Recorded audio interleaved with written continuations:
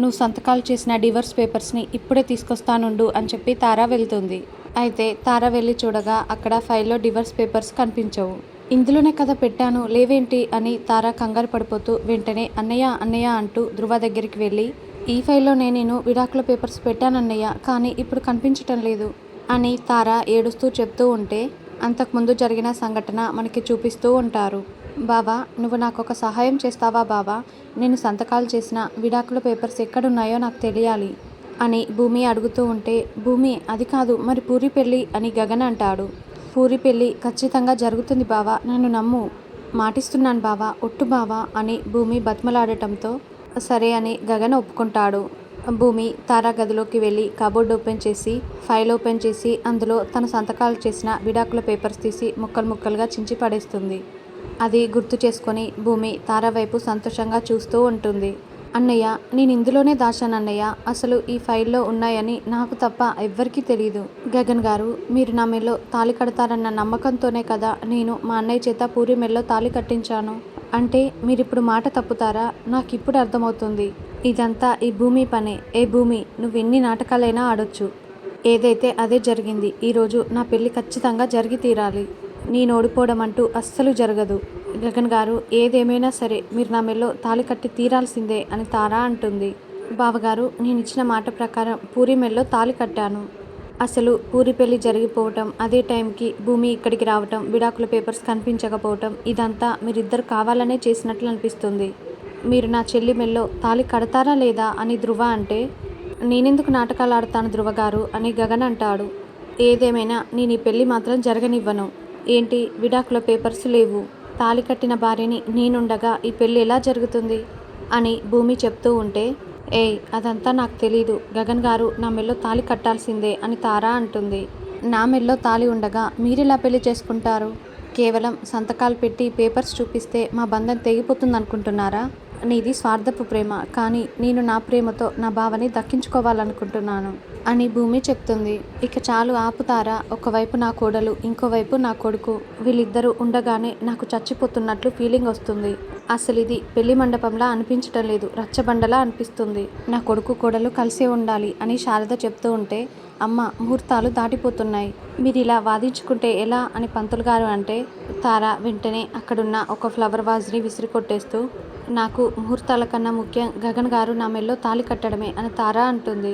అన్నయ్య, ఏంటన్నయ్య ఇంకా ఆలోచిస్తున్నావు, నా జీవితం అన్నయ్య అని పూరి ఏడుస్తూ ఉంటుంది. నా చెల్లి ఏడుస్తూ ఉంటే నేను ఎలా చూస్తూ ఊరుకుంటాను? గగన్ గారు, మీరు నా చెల్లి మెడలో తాళి కడితేనే నేను మీ చెల్లితో కాపురం చేస్తాను, లేదంటే తనని ఇక్కడే వదిలేసి ఇప్పుడే వెళ్ళిపోతాను అని పూరి మెడలో పూలమాలని తీసేసి మరీ ధృవ చెప్తూ ఉంటాడు. అవును గగన్ గారు, ఇక్కడే మీ చెల్లిని వదిలేసి వెళ్ళిపోతాము, మీరు నా మెడలో తాళి కడతారా లేదా అని తారా అడుగుతూ ఉంటే, ధృవ గారు ఏంటి మీరు కూడా ఇలా మాట్లాడుతున్నారు? మనిద్దరం ఒకరినొకరు ప్రేమించుకుంటున్నాం, ఇదేనా మన ప్రేమ అని పూరి ధృవని నిలదీస్తూ ఉంటుంది. నువ్వు ఎమోషనల్ బ్లాక్మెయిల్ చేయకు పూరి, మా అన్నయ్యకి నీ మీద ఎలాంటి ప్రేమ లేదు. నేను గగన్ గారిని పెళ్లి చేసుకోవటం కోసమే మా అన్నయ్య నీ మెడలో తాళి కట్టాడు, ఇదే నిజం అని తారా చెప్తుంది. ప్లీజ్ అలా మాట్లాడకండి, నా కూతురు కళ్ళలో భయం చూస్తేనే నాకు చాలా భయంగా ఉంది. ఇప్పటికే ఒకసారి తన పెళ్ళి ఆగిపోయి తను చాలా బాధపడింది, ఇప్పుడు మీరు కూడా ఇలా వదిలేసి వెళ్ళిపోతే తన జీవితం నాశనం అయిపోతుంది అని శారద ఏడుస్తూ దండం పెడుతూ వేడుకుంటూ ఉంటుంది. అత్తయ్య, మీరెందుకు బాధపడుతున్నారు, నేను చూసుకుంటాను అని భూమి అంటుంది. మీరెవరు మా జీవితాల గురించి మాట్లాడటానికి అని ధృవ అంటాడు. నేనొక ఆడదాన్ని, కన్నిటి విలువ తెలిసిందాన్ని, బంధాల విలువ, తాళి విలువ తెలిసిందాన్ని. ఇప్పటికైనా నీకు అర్థమైందా పూరి, వీళ్ళకి అసలు నీ మీద ప్రేమే లేదు. గగన్ గారిని ఈ తారా పెళ్లి చేసుకోవటం కోసమే పన్నిన కుట్ర ఇది. ఇప్పటికీ బావ మనసులో నేనే ఉన్నాను, కానీ నీకోసమే తన ప్రేమను చంపుకొని ఈ పెళ్ళికి ఒప్పుకున్నాడు. ఇతనితోనా నువ్వు జీవితాంతం కాపురం చేసేది? ఇలాంటి వాళ్ళపైన నువ్వు ప్రేమ చూపిస్తున్నది అని భూమి అంటే, అవును పూరి, ఇప్పటికైనా అర్థం చేసుకో, ఇలాంటి వాడితో నువ్వు జీవితాంతం ఎలా కాపురం చేద్దామనుకుంటున్నావు? నీ కోసం నా కొడుకు తన జీవితాన్ని త్యాగం చేస్తుంటే వాణ్ణి మాత్రం వాళ్ళు బెదిరింపులతో ఆడుకుంటున్నారు అని శారద చెప్తుంటే, చాలే కాపండి, నా కోసం మా అన్నయ్య ఏదైనా చేస్తాడు, మా అన్నయ్యని తక్కువ చేసి మాట్లాడకండి అని తారా అంటుంది. అదే తారా నేను చెప్తున్నది, మీ అన్నయ్య నిజంగా పూరిని ఇష్టపడి పెళ్లి చేసుకోలేదు, నీ జీవితం కోసమే పూరి మెల్లో తాళి కట్టాడు. అలాంటి ఈ ధృవతో పూరి ఎలా సంతోషంగా కాపురం చేస్తుంది? అని భూమి చెప్తుంటే, చాలే ఆపు భూమి, నా మెల్లో తాళి పడింది, ఈయనే నా సర్వస్వం, నా జీవితాంతం తనతోనే ఉంటాను, నేనెక్కడికి రాను అని పూరి చెప్తుంటే, చూడు పూరి, నువ్వు ఇప్పటికైనా అర్థం చేసుకో, నీకోసం మీ అన్నయ్య తన జీవితాన్నే త్యాగం చేయాలనుకున్నాడు. వీళ్ళేమో నీ జీవితాన్ని పణంగా పెట్టి మరీ ఇలా బెదిరిస్తున్నారు. నీకు వీళ్ళు కావాలా, లేక నీకోసం ప్రాణమైనా ఇవ్వటానికి సిద్ధపడిన మీ అన్నయ్య కావాలా? నువ్వే నిర్ణయం తీసుకో అని శారద అంటుంది. అవును పూరి, నువ్వే ఆలోచించుకో. అసలు తన ప్రాణానికి ప్రాణమైన తన బంధాన్నే పక్కకి పెట్టి మరీ నీ కోసం ఈ పెళ్ళికి ఒప్పుకున్నాడు. చిన్నప్పటి నుండి అన్ని బాధ్యతలు తనపై వేసుకొని నిన్నెలా పెంచి పెద్ద చేశాడో నీకు కూడా తెలుసు కదా. నాన్న లేకపోయినా అన్నింటినీ తనే దగ్గరుండి చూసుకున్నాడు. అలాంటి అన్నయ్య తనకు ప్రాణమైన బంధాన్ని పక్కకి పెట్టి మరీ ఈ తారా మెడలో తాళి కడితే జీవితాంతం బాధపడుతూనే ఉంటాడు. నువ్వే నిర్ణయం తీసుకో పూరి అని భూమి కూడా చెప్తుంది. మీరింత కన్విన్స్ చేసినా నేను అస్సలు అంగీకరించను.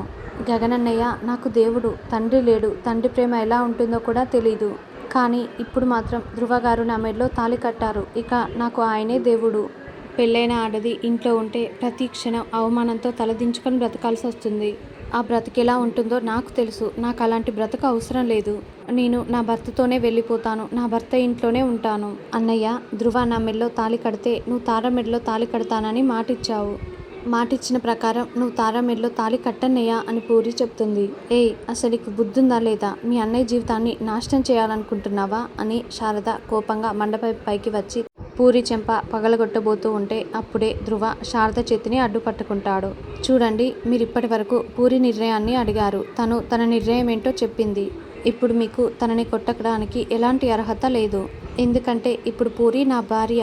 మీకు కొట్టడానికి అర్హత లేదు. ఇప్పుడు గగన్ గారి నిర్ణయం మీదే ఆధారపడి ఉంది అని ధృవ చెప్తాడు. బావగారు, నా చెల్లంటే నాకు ప్రాణం. నా చెల్లి కోసం ఏదైనా చేస్తాను. ఇప్పుడు మీరు మాట ఇచ్చిన ప్రకారం నా చెల్లి మెడలో తాళి కడతారా లేదా అని ధృవ అంటే, ఇక తార గగన్ దగ్గరికి వచ్చి, చెప్పండి గగన్ గారు, నేను అనుకున్నది జరగకపోతే నేను ఎంత దూరమైనా వెళ్తాను. నేనేంటో మీకు తెలుసు కదా. ఇప్పుడు చెప్పండి, మీరు నా మెడలో తాళి కడతారా లేదా అని తార నిలదీస్తూ ఉంటుంది. భూమి, నువ్వంటే నాకు ప్రాణం. తార మెడలో తాళి కడతానని నేను మాటిచ్చాను. నువ్వు నన్ను క్షమించు భూమి అని గగన్ భూమికి దండం పెడుతూ, నువ్వంటే నాకు ప్రాణమని, నువ్వు లేకుండా నేను బ్రతకలేనని తారకి కూడా చెప్పేశాను. అయినా కూడా తార మెడలో తాళి కట్టాల్సి వస్తుంది. నన్ను క్షమించు భూమి అని గగన్ తార మెడలో తాళి కట్టబోతూ ఉంటే, రే గగన్, ఏం చేస్తున్నావో నీకు అర్థమవుతుందా అని శారద ఏడుస్తూ ఉంటుంది. చెర్రి కూడా బాధపడుతూ ఉంటాడు. అమ్మ, నా జీవితం కంటే నా చెల్లి జీవితమే నాకు ముఖ్యం అని గగన్ చెప్తుంటే, చూసావా భూమి, నువ్వెన్ని చేసినా కూడా జరగాల్సింది జరిగే తీరుతుంది. గగన్ గారు నా మెడలో తాళి కడతారు. పంతులు గారు, మంత్రాలు చదవండి అని తారా చెప్తుంది. ఇక గగన్ తాళి కట్టబోతూ ఉంటే అప్పుడే పోలీసులు అక్కడికి వచ్చి ఆపండి అంటూ గట్టిగా అరుస్తూ ఉంటారు. ఏంటి, విడాకుల పేపర్స్ని మాయం చేసింది కాక మళ్ళీ ఇలా పోలీస్ని పిలిపించావా? అన్నయ్య, ఈ భూమిని అస్సలు వదలొద్దు అని తారా చెప్తుంటే, Gagan, you are under arrest అని ఎస్పీ సూర్య అరుస్తూ చెప్తూ ఉంటాడు. ఒక్కసారిగా అందరూ షాకింగ్గా చూస్తూ ఉంటారు. నన్నెందుకు అరెస్ట్ చేస్తున్నారు అని గగన్ అడగటంతో, ఎందుకంటే మీ నాన్నగారైన కేపీ గారిని మీరు లారీతో గుద్దించి యాక్సిడెంట్ చేసి చంపాలని చూశారు అని ఎస్పీ సూర్య చెప్తే, లేదు, నేను చేయలేదని గగన్ అంటాడు. అవును, నా కొడుకు అలాంటి పని చేయడు అని శారద కూడా చెప్తూ ఉంటుంది. అసలు మామయ్యకి యాక్సిడెంట్ కావటం ఏంటి, హాస్పిటల్లో ఉండటం ఏంటి, మీకెవరు కంప్లైంట్ ఇచ్చింది అని భూమి అడుగుతూ ఉంటుంది. నేనే అంటూ మీరా అక్కడికి ఎంట్రీ ఇస్తుంది. అందరూ షాకింగ్గా చూస్తూ ఉంటారు. అత్తయ్య, మామయ్యని బావ చంపించడం ఏంటి, మీరేదో పొరపాటు పడుతున్నారు అని భూమి అంటుంది. లేదు, గగనే చేయించాడు. ఎందుకంటే గగన్కి ఆయనపై అంత కోపం ఉంది. ఎందుకంటే ఆయన పెళ్లి మండపానికి బయలుదేరి వస్తున్నారన్న కోపంతో ఆయన ఇక్కడికి రాకుండా ఉండటానికే ఆయనకి యాక్సిడెంట్ చేపించాడు. ఆయన అక్కడ చావుతో పోరాడుతున్నారు అని మీరా అంటుంది. అయ్యో భగవంతుడా అని శారద తల పట్టుకొని ఏడుస్తూ ఉంటుంది. అందుకే మిమ్మల్ని అరెస్ట్ చేస్తున్నాం అని ఎస్పీ సూర్య చెప్తుంటే, లేదు, నాకు ఆయనపై ఎంత కోపం ఉన్నా కూడా ఎప్పుడూ చంపాలనుకోలేదు. ఎవరో కావాలని నాపై కుట్ర చేస్తున్నారు అని గగన్ అంటే, అవన్నీ కూడా మీరు కోర్టులో చూసుకోండి, మా దగ్గర ఎవిడెన్స్ కూడా ఉంది, ఈవిడ కంప్లైంట్ కూడా ఇచ్చారు అని గగన్ని అరెస్ట్ చేస్తూ ఉంటారు.